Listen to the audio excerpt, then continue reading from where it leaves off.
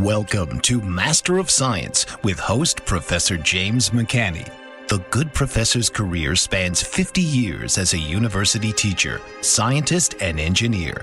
Each week, he will explore the rapidly changing world of science as many long-held theories are crumbling under the weight of new data. He will cover the fields of geology, archaeology, meteorology, oceanography, space science, astronomy, cosmology, biological evolution, virology, energy, mathematics, and more.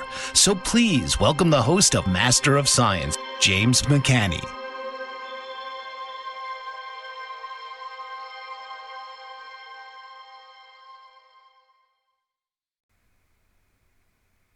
Good evening, everybody. Episode number 73 on the Master of Science show. And tonight is the last day of the last program of the year. So I'm going to do a little review of 2025. So first of all, it's the year of misinformation about comets. Oh my goodness. The 3i Atlas disinformation psyop continues to rage on the internet. YouTube channels that has a different twist and turn every day. The reality is that this thing is going to interact heavily with Jupiter, and we have no idea where this thing is going to go after that. I don't think anybody can calculate because its orbit now is changing. So where it's going to come in relative to Jupiter is a mystery. There's no way to calculate. The ancients called comets the lawless ones because they did not follow specific orbits like the planets. Okay, so that will be an ongoing story. That's going to continue into 2026. The interaction with Jupiter is going to start pretty soon. I'll talk in a minute about January 9th coming up here, a planetary electrical alignment, not just a planetary alignment. And the biggest misinformation ploy recently with 3i Atlas was that December 19th was closest approach to Earth. No, it was on its way out of the solar system. Earth was coming around in its orbit, and so it was just kind of like a happenstance thing that's where the closest approach to Earth was. But this thing was like a AU, which is a distance from Earth to the Sun, the average distance from Earth to the Sun, and maybe 1.5 AUs from Earth, just really on the other side of the solar system and moving away. So highly overplayed by, of course, and then every YouTuber idiot on the planet jumping on that as some kind of big event so they can, it's all clickbait. It's all clickbait out there. Okay, and so then financially is what most people consider, the average person on the street is worried about finances. And 2025 was just a continuation of the prior many years where people basically were paying with credit cards for basic living expenses and building up and running up to the limit of their credit card. So I could safely say that if you don't have any credit card debt that was built by, say, buying just gasoline, food, and paying other bills that came along with credit cards, if you don't have that, then you're in the vast minority. The vast minority. And so the majority of people have fixed incomes. They don't have a way of generating more money. And of course, that was what the big issue that built up over many years was the illegal aliens getting paid dirt wages, literally, to do work. And this is where, like, say a guy and his wife, and they got some kids, live in a house that they're paying on, and they just couldn't quite make ends meet. So the guy or the woman or somebody in the family, typically mom or dad, are working an extra job. It might be a checkout counter at night. It might be, something. It might cleaning offices, after hours, something. maybe a side hustle of some kind where they were, maybe selling something on the internet or something, something they were making a little extra money. That was gone. All that was gone. And I can tell you from a person that has numerous businesses, I talk to people. And that's the story I get universally. I talk to talk show hosts who have advertisers and sponsors, and so I get the feedback from all these different companies. And the story is the same, and the people just don't have any money. They don't have expendable income. And so, like with, say, water filters, uh, if people are looking at buying gasoline and food versus water filters, gee, guess what they're going to do? They're going to buy the immediate things they need to support the family. And so also public services are being strained under the fraud that's going on. And it's a national thing. There's the big news, of course, is in Minnesota.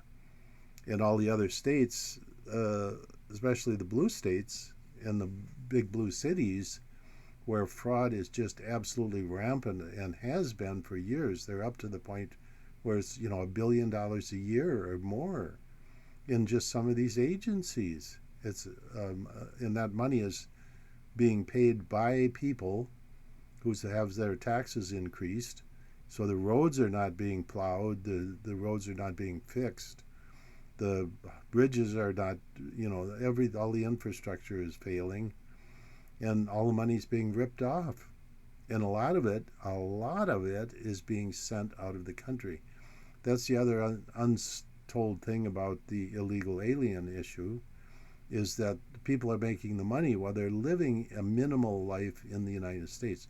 So they're not contributing that money to the economy. They're sending it out of the country. In fact, if you look at literally every Latin American country from Mexico on down, the biggest the biggest amount of income in their gross national product, GNP, is money coming from the United States from illegal aliens, people sending money to these foreign countries. So that's just like a vacuum cleaner.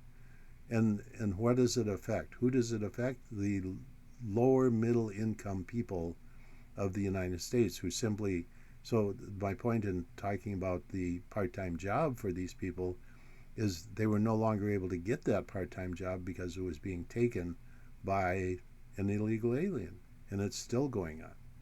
So at any rate, the economy is not good. It is not good. It has not reached the average person. If you're a billionaire and you're looking to associate with the government, some kind of program or something like that, hey, you're in. You're going to make a lot more money. So the billionaires are going to get vastly wealthy during this time, and the average person on the street is out of luck, because no more income is coming your way, and that's the key. It's just that little bit of extra income that helps pay the bills, and if it's not there, it goes on a credit card, and those keep building up. So people are maxing out their credit card, and then they're paying interest, and they can't get rid of it. So anyway, that's the state of the economy for the average person. In the scientific world, it's really a big mess. If you take a look at, say, NASA, they got their new, what's his name, Jacobson, the guy, new head of NASA. His main push is to try and get men to the moon before Trump leaves office. That's the stated goal. So there's a pork barrel, just throw a lot of money at that, or the other one that Trump just signed was to put a lot of money into fusion, or AI, or all of these other special programs that benefit who? People with a lot of money. And so trying to get a man to the moon and then to Mars, funneling all these resources for NASA into a manned space program. And I don't see how they're going to do it. They're going to have to fake it again. I don't see how in the world NASA before 2028 is going to send a man to the moon.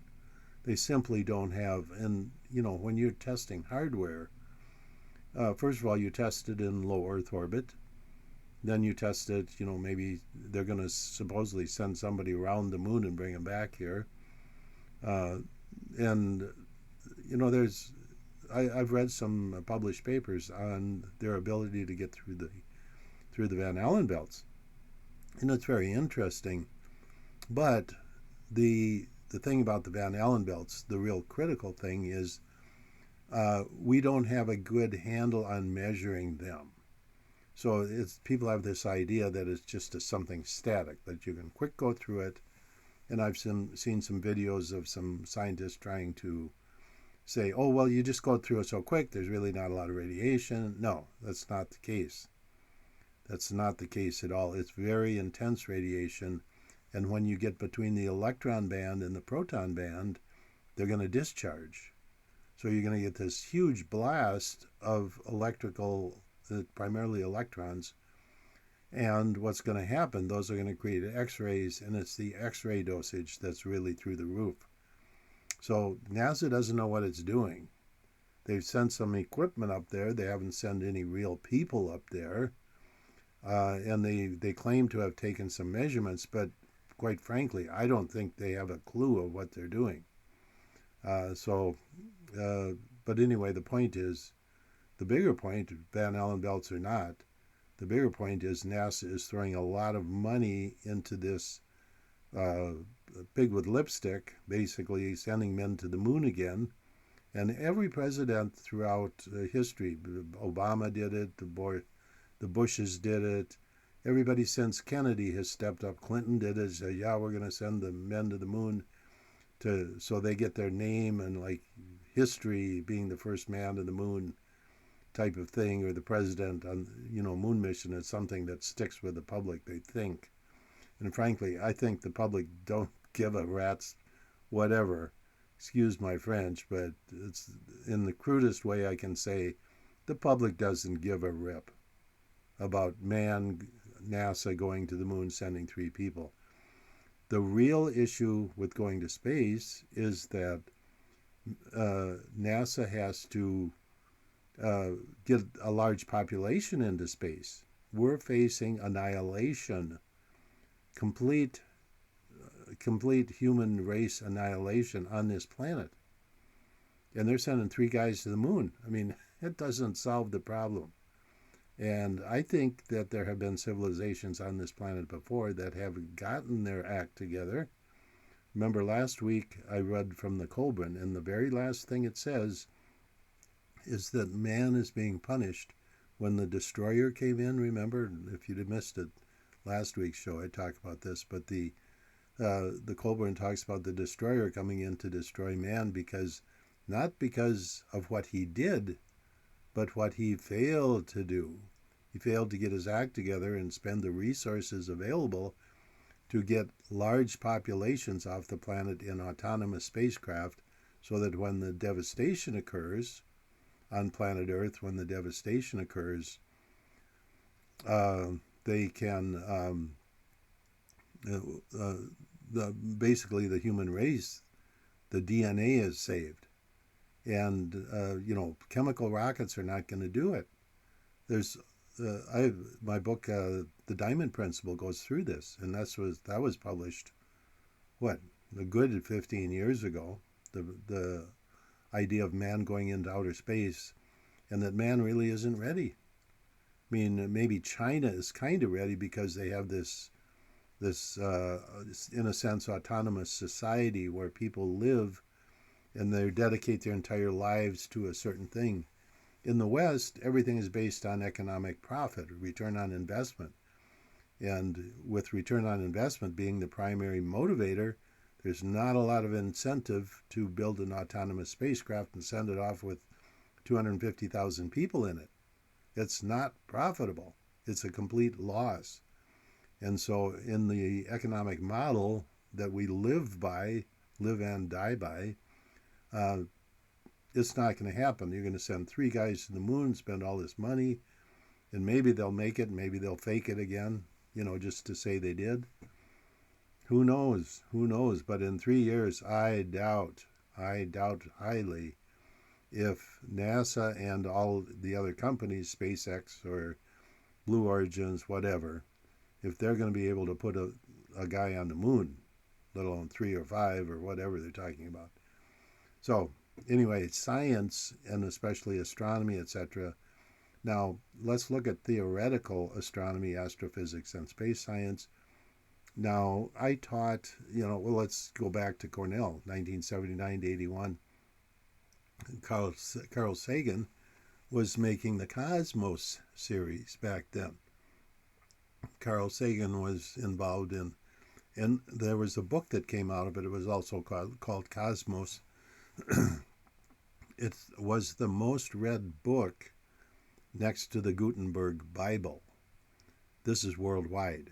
And also the show is the most watched documentary in the history of the planet. So everybody on Earth has gotten a dose of the atheist science that was created and solidified by Carl Sagan.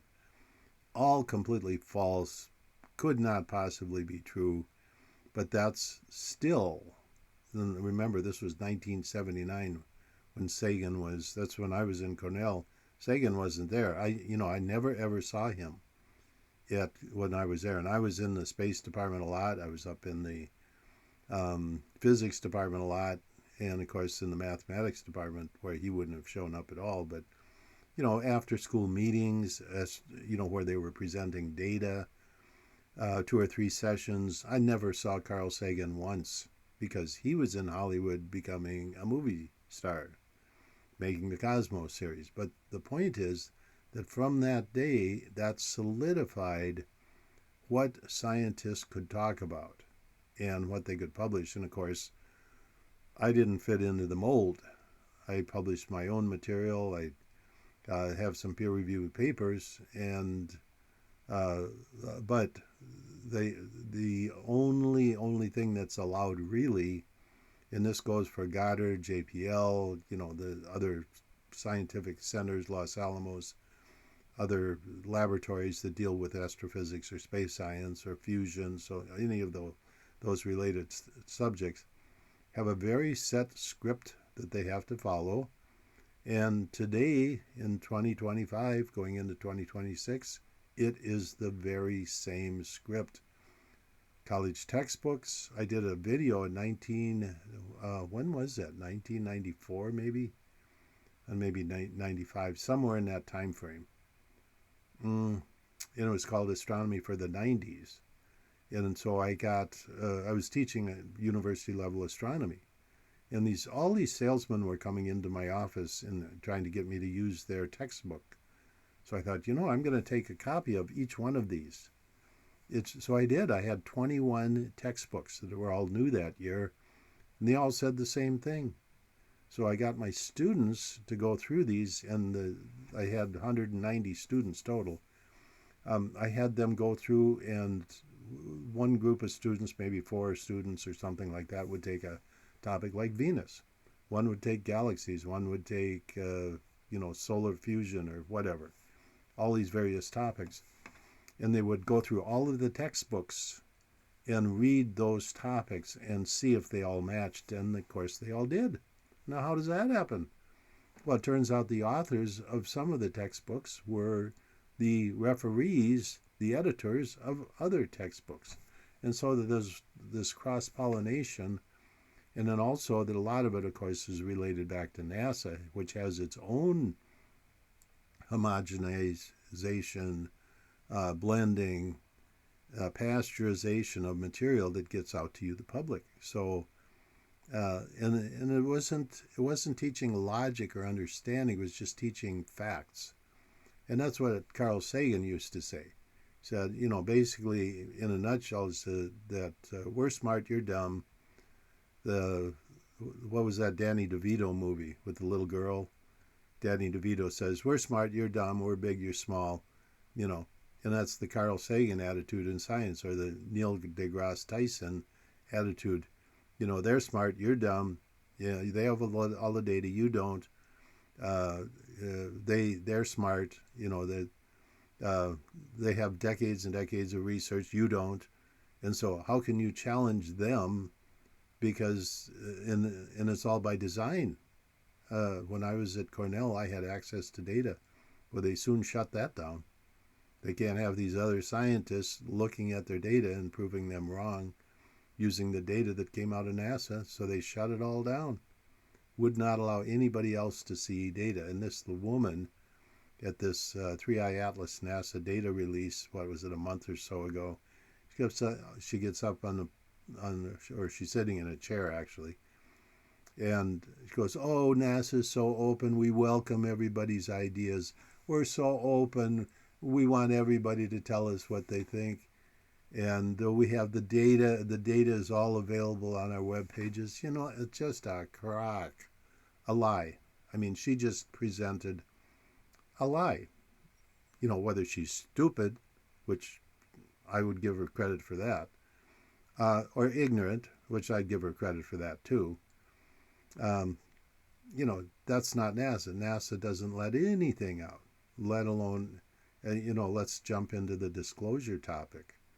This was a big, big issue in 2025. It gained steam when there was a 60-minute special.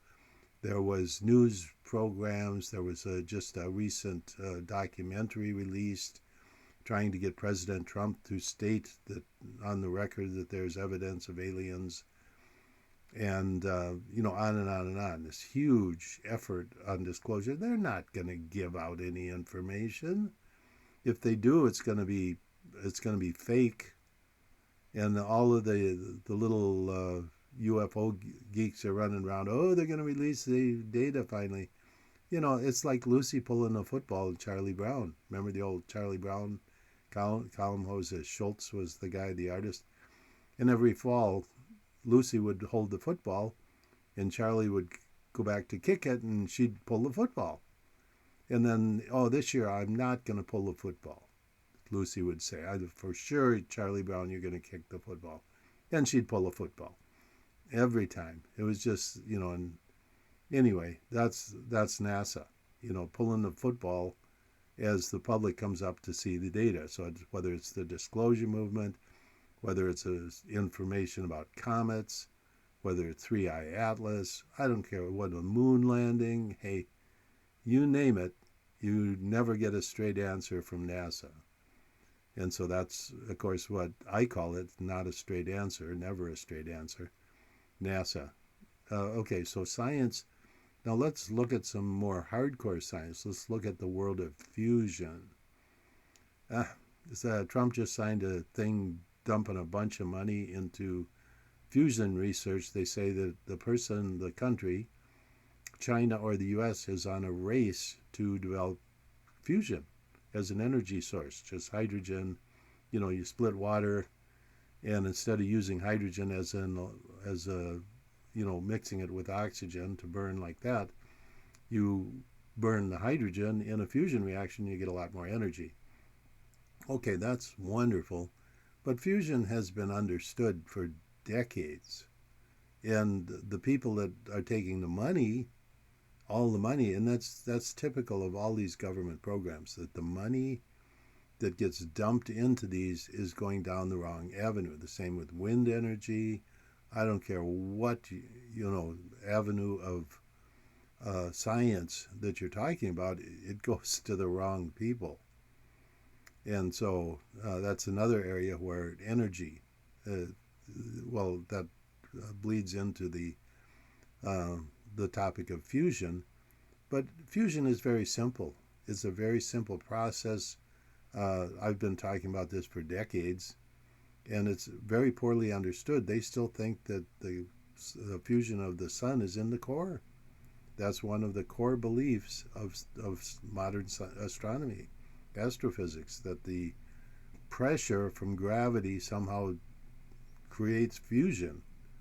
And, it's absurd.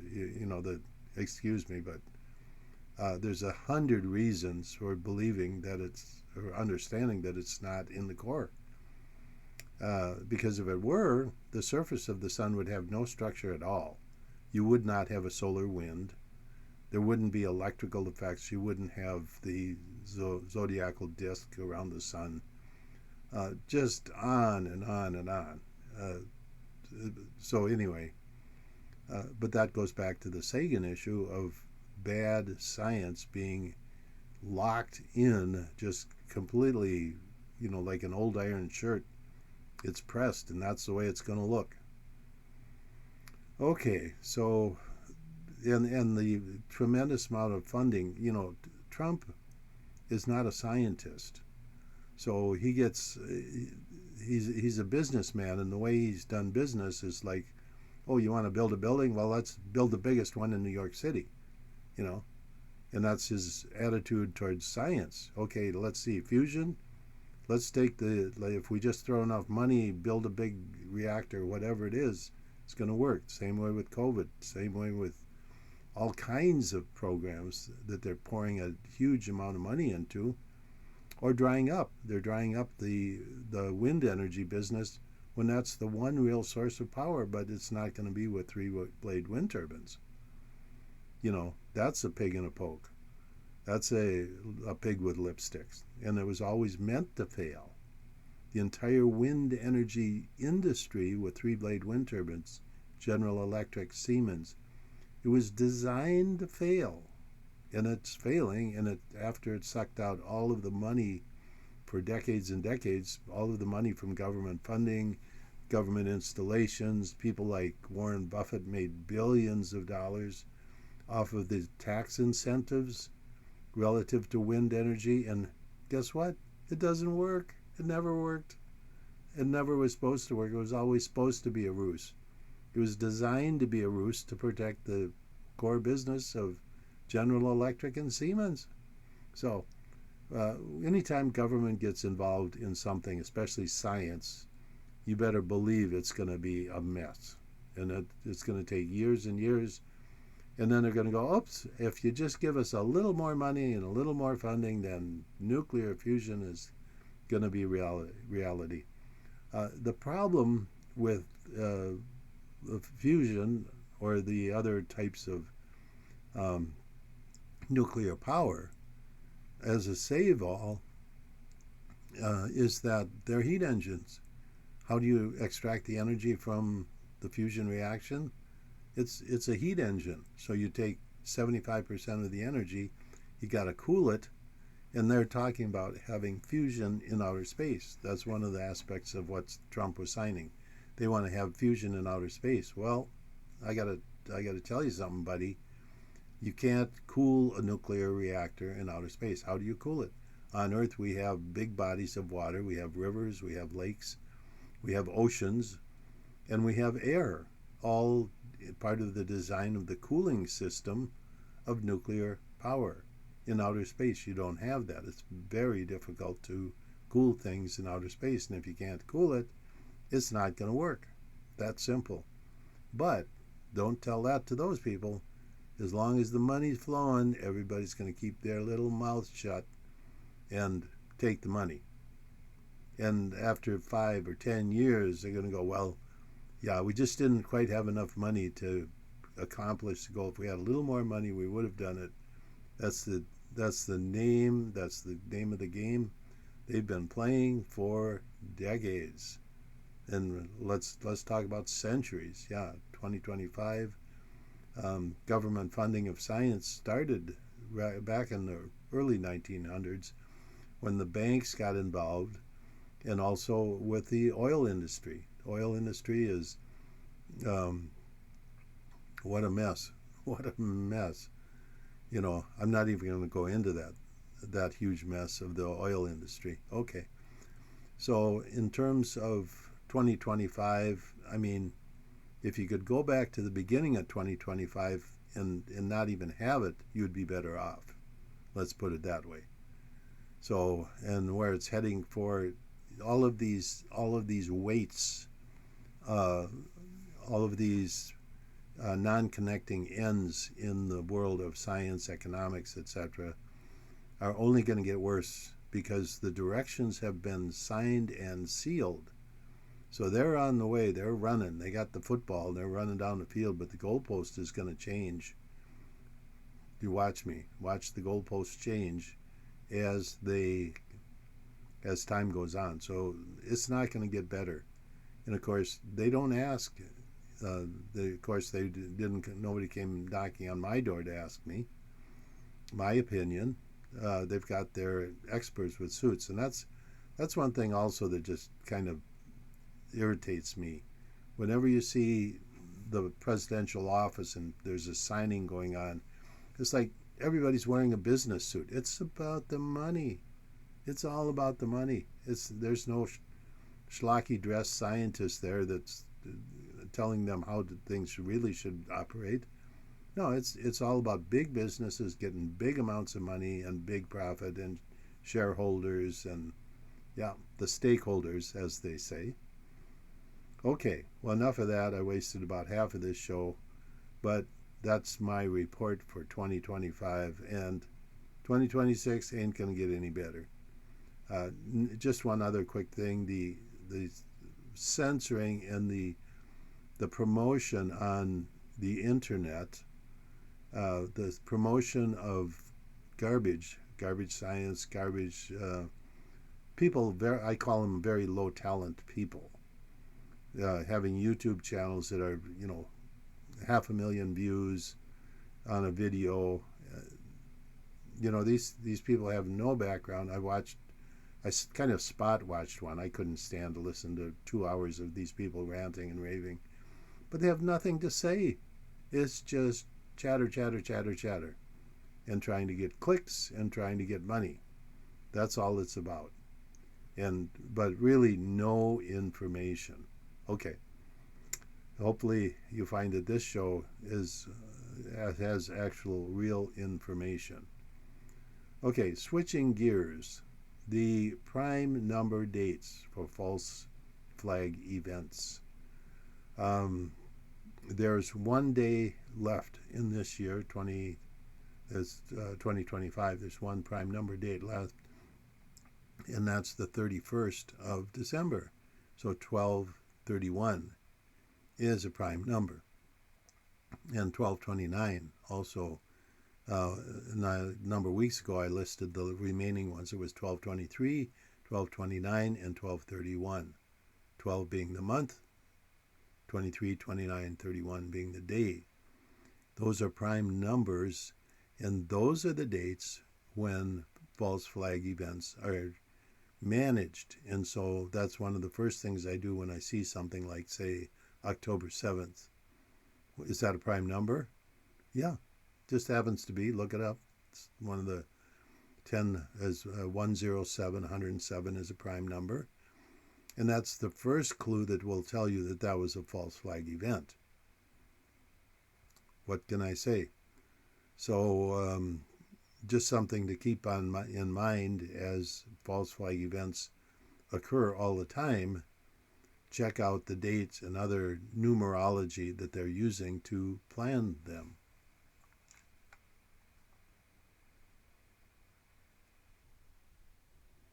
Okay, switching gears a little bit here. This past week, now what I follow is I've been following this 3-Eye Atlas story, which, oh my goodness, it's taking twists and turns. But Avi Loeb, the main promoter of that it's the alien spaceship thing, it came out and started saying that it affected our magnetic field, which was a stretch because he was talking about the closest approach, and there's no electrical relationship between the positioning of the comet on December 19th and Earth. It's just, our Earth's magnetic field. What may be happening is the sunspots that the comet created are swinging around and starting to send out flares that are affecting our magnetic field.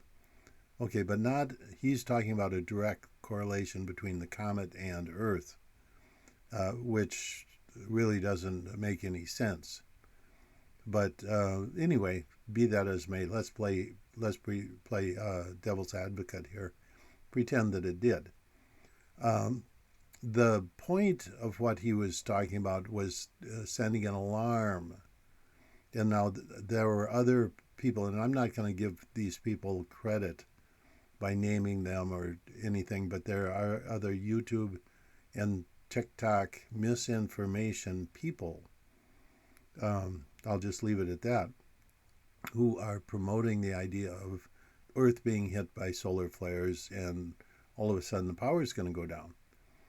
And this was quite a lot of blanket coverage, what I call blanket coverage. So I'm putting this together, that all of these signals, and to boot, people were getting emails from like internet providers and other sources that depend on electricity, power companies like gas companies, saying there could be a power outage, and if there is one, that just write it out, and where to go for other information, etc. And I'm going, this is a lot of information flowing out from these sources relative to a power outage.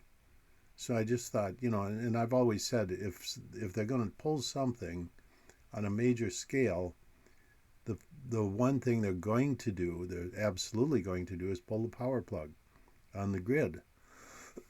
It's the easiest thing to do. And then what do you got? Your cell phone. That's the only, and then they're going to send out an emergency warning. Oh, there's a power outage in the area. It'll be fixed as soon as possible. And there are places, like I announced last week, there are places that are spending many days without water. Well, one of the first things that would go is the city water supply. Would go very quickly. People would use it up, and then they would be without water. The transportation of food, getting gasoline, so there's no more transportation of food and essential goods. So pulling the plug on electric, our entire world depends on electric. Unless you're living in a log cabin in the woods, burning firewood for your and eating deer meat that you shot in the fall. If you're that person, then you're not going to be affected by electricity going out. But everybody else, which is pretty much everybody including yourself, would be affected by a power outage. So I'm just saying that don't be surprised if we have some kind of massive, wide-scale power outage.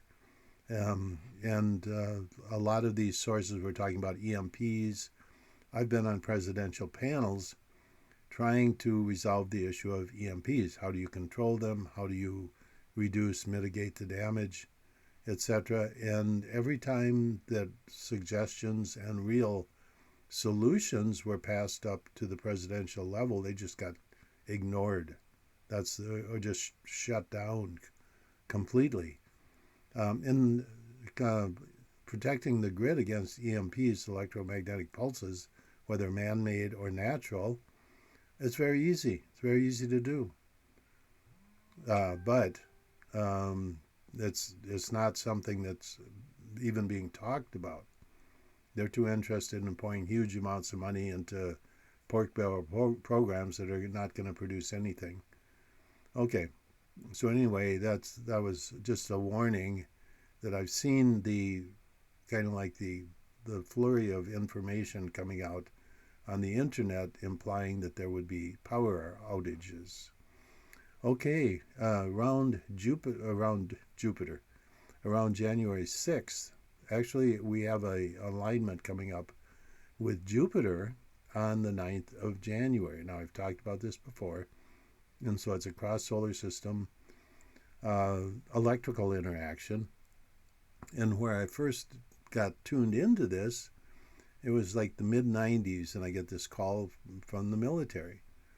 And they had just sent up a satellite that was designed to measure electrical currents in outer space. It was one of the primary missions. And so all of a sudden they get this blast of electrons from Jupiter. And they're going, what's this all about? Jupiter is, has this electrical current coming towards planet Earth. So I explained to them that this was the cross-solar system electrical discharge of both Earth and Jupiter, and when they connect, it enhances that connection, and we get this very large increase in electron current, because the due to the charge to mass ratio, the current primary current in a plasma discharge is due to electrons. And that's in my earliest work, all copyrighted, by the way. And so the Earth experiences this blast of electrons. And associated with that are these straight line winds. I call them the Jupiter winds. Well, here we are. We're rolling around. It happens about every 13 months as Earth comes around in its orbit. And then Earth's 1 year is not quite enough because Jupiter is moving in its orbit. It takes us another month to catch up to it. So it's about every 13 months that we catch up to Jupiter and have the Jupiter winds. And they can last for a number of days before and a number of days afterwards. So I'd say around January 6th, start to watch for the Jupiter winds. And around the 9th, they will peak. And these are dates that are, relative because those plasma current sheets are moving around out there. And they're not just in a fixed line. It depends on the solar wind, all kinds of other factors that, but on average, the 9th of January would peak, and then it would fade out after that for the next few days. So the Jupiter winds coming around the 9th, and then the next big events with Comet 3I Atlas, it's going to have some major interactions with Jupiter, and just like with Mars, NASA will hide the data. The thing is, I mentioned it before, that the orbit of 3I Atlas is changing on a daily basis, just like it was with Hale-Bopp.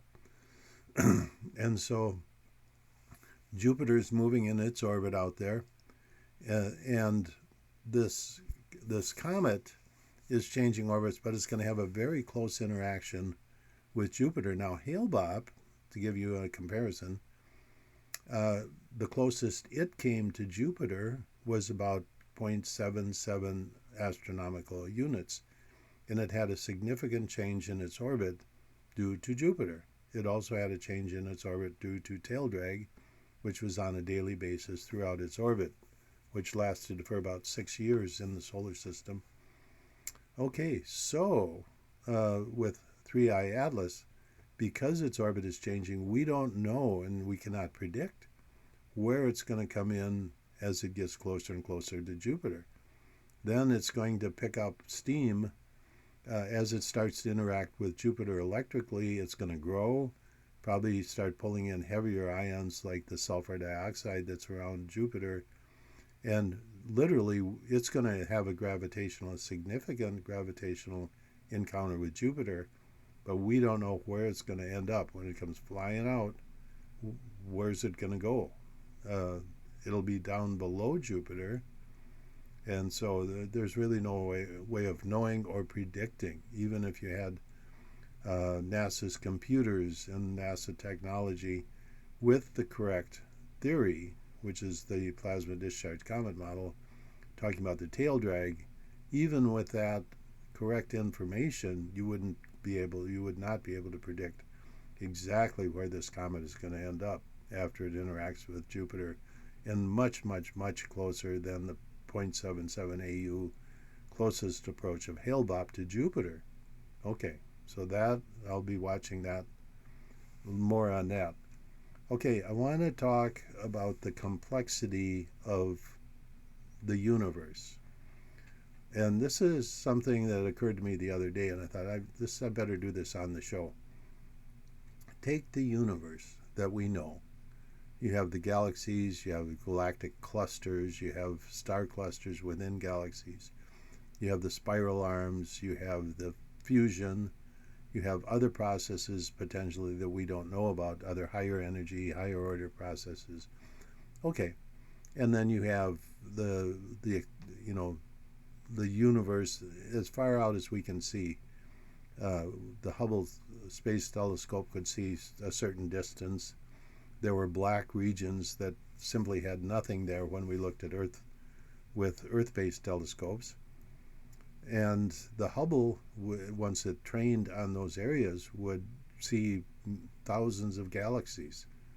And now with the James Webb Telescope, you can look into the dark areas that even the Hubble couldn't materialize any photos or see anything, and all of a sudden you can see again thousands of galaxies and pretty much everything that we see here. So one thing it's done is it's nullified this Big Bang nonsense. Good grief! But that's still going on.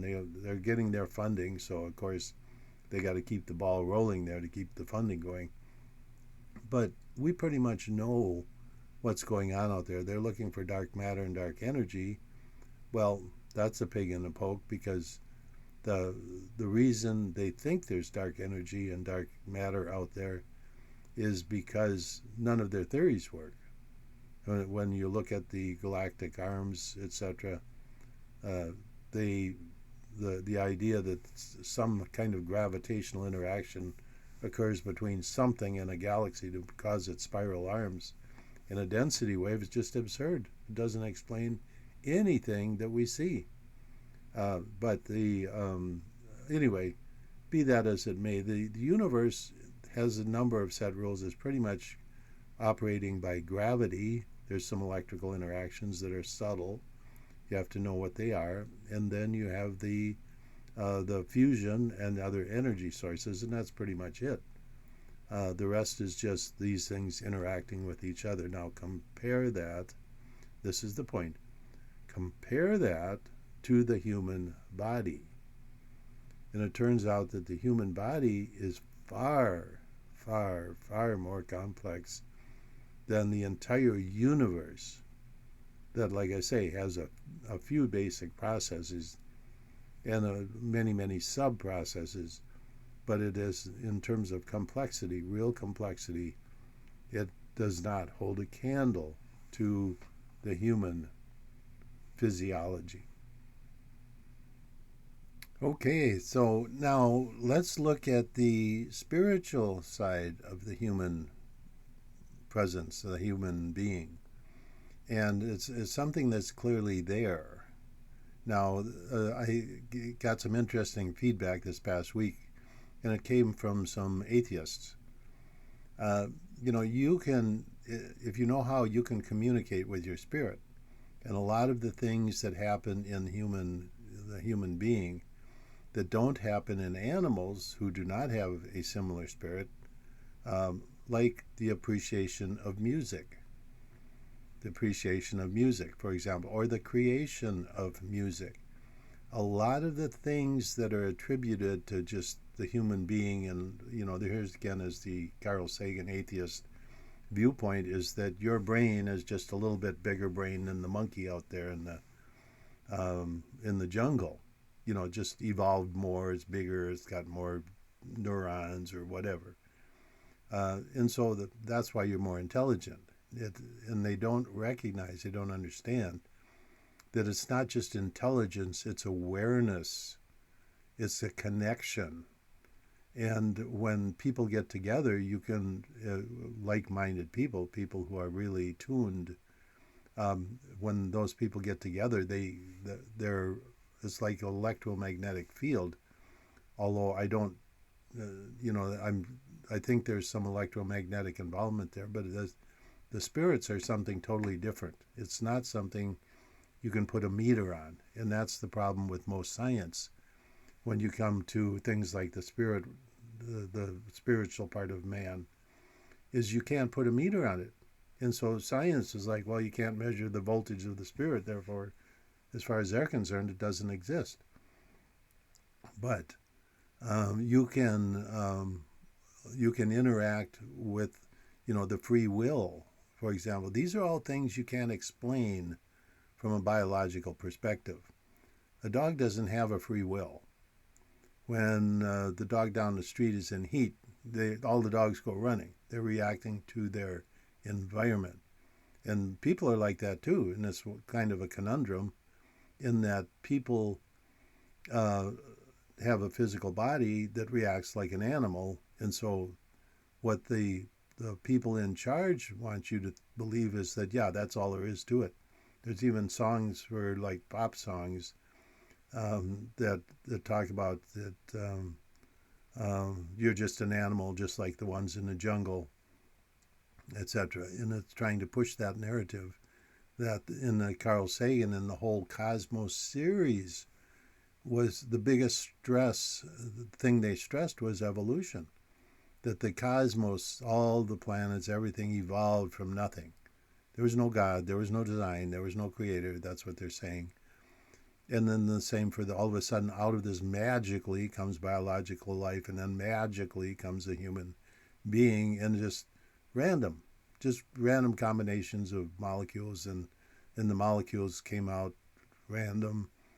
Uh, but they can't explain why the proton on this side of the universe is the same as the proton on the far side of the universe. How does that work in a random world? It doesn't.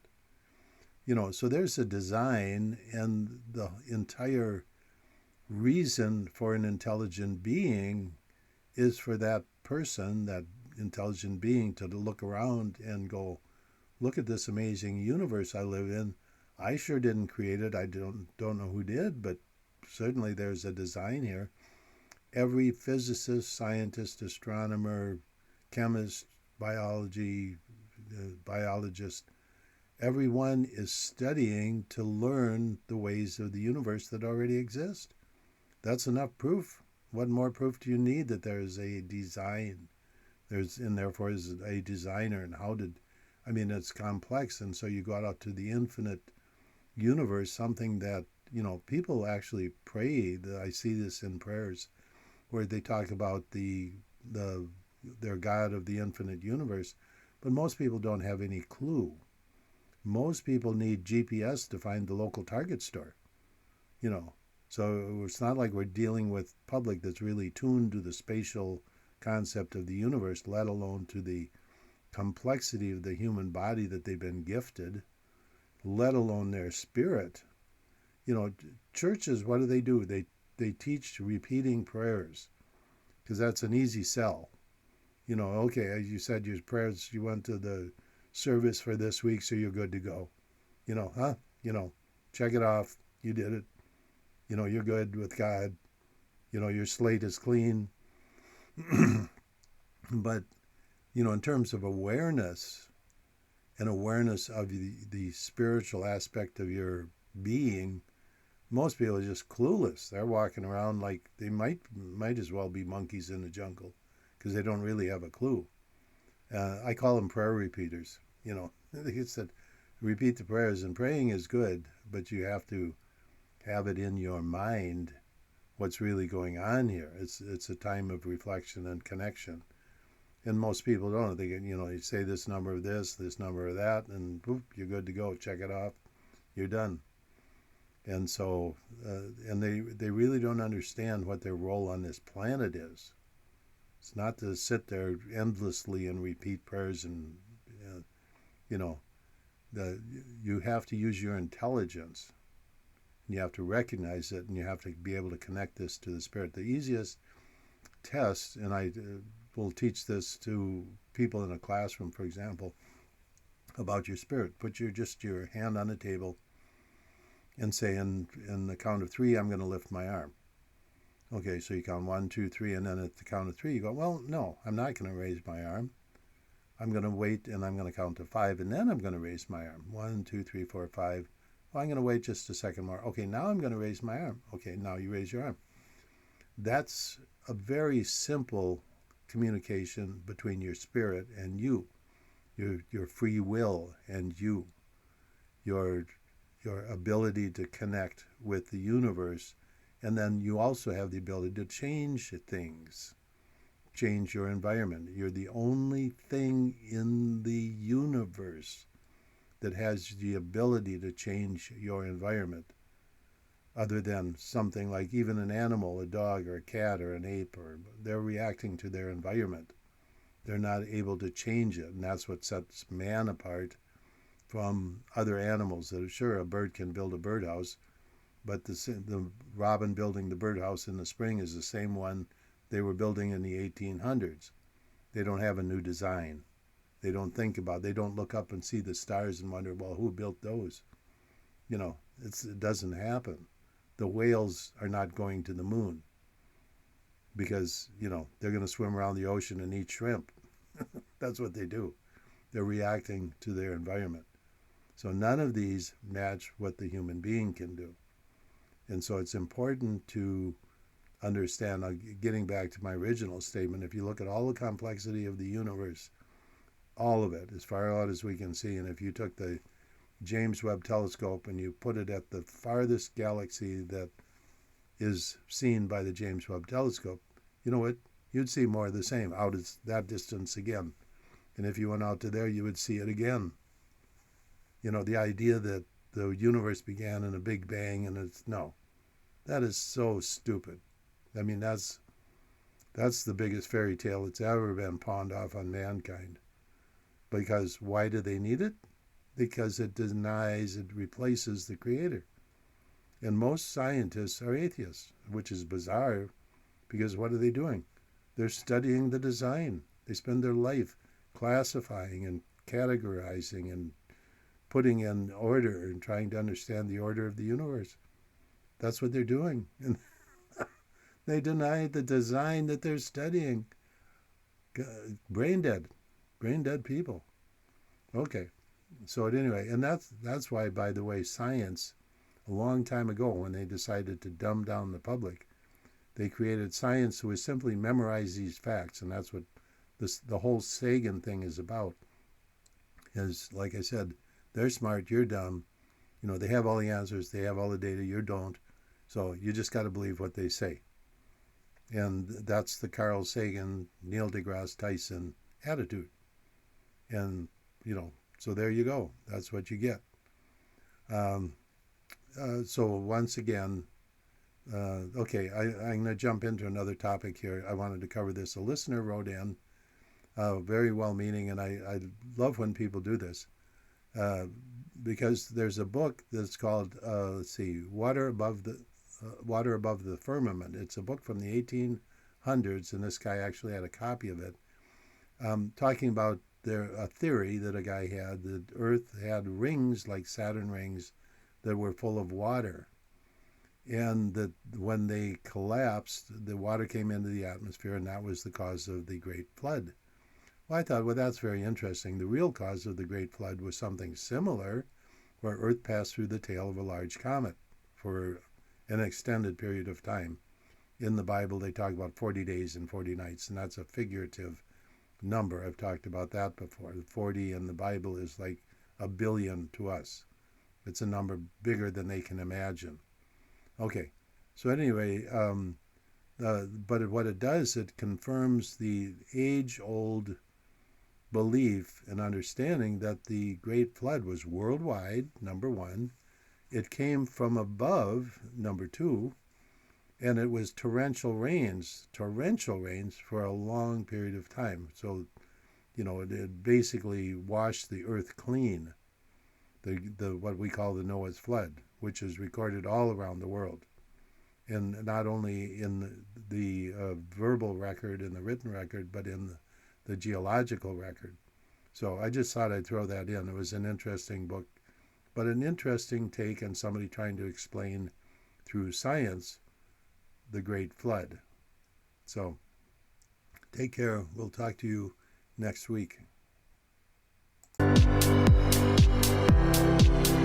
This has been Master of Science with host James McCanny. Join us each week as James will delve into historical figures such as Nikola Tesla, Albert Einstein, and the great mathematicians as we explore the history of man, Earth, and our universe as you've never seen it before. Tuesdays, 7 p.m. Eastern.